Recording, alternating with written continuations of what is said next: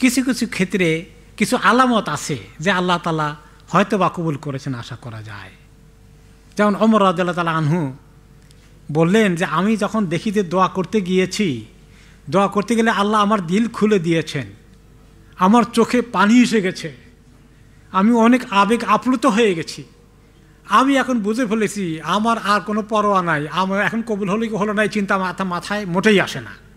কারণ আল্লাহ আমাকে যখন দিল খুলে দিয়েছেন এটাই আমার সাইন। আলহামদুলিল্লাহ।